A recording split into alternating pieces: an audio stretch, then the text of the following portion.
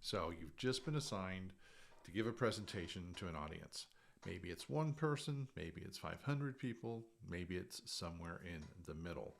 For many of you, the first instinct is going to be to break out that laptop and open up PowerPoint or Apple Keynote and begin working on the presentation. It's cool software. It's some of my favorite to work with. I can remember the first time I worked with presentation software, it was Lotus Freelance and Corel Presentations. This is in the 90s, and then Microsoft PowerPoint came along.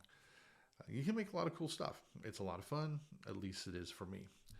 But before you crack open that laptop and crack open PowerPoint or Keynote or whatever it is you use, there's a couple things that we need to know before we take that deep dive into creating the presentation. Because if we do it too early without having some information we need, we can be like our friend here that's underwater, and instead of running out of air, we're going to run out of information, and that's going to be our problem. And that it's going to be handicapped before we even get started. So don't worry about putting your slides together. Don't worry about selecting transitions, the colors, none of that. For those of you who are leaders listening out there, you need to have this information available for your colleagues. And why wouldn't you? Your people need this to do a good job, which is going to reflect on you, just like a bad job will. First, let's talk about the person that's directing you to do the presentation. That person is your presentation sponsor. And you need to have a clear understanding of what that person wants from you doing that presentation.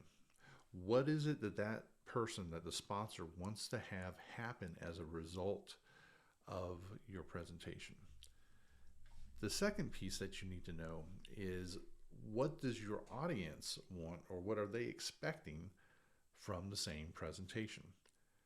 Now, if they are aligned with each other, with what the sponsor wants the audience to get and understand is one and the same or closely related, that's awesome.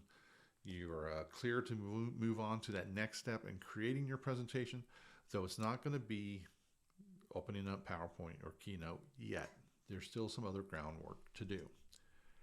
If the two are not in alignment, if there is some discrepancy between what the sponsor wants to have happen with what the audience is expecting or wanting from your presentation, this needs to be addressed before you go too much further.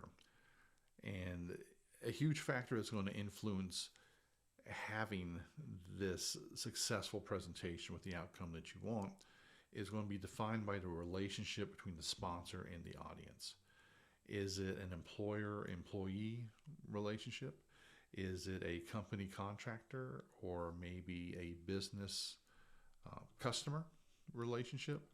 These are factors that's going to be important to understand, because really the goal of doing a presentation like this is to bridge the interest of the different parties involved and to facilitate collaboration between them. Now, sometimes it's not possible, and a sponsor may direct you to, regardless of the situation, to do a presentation.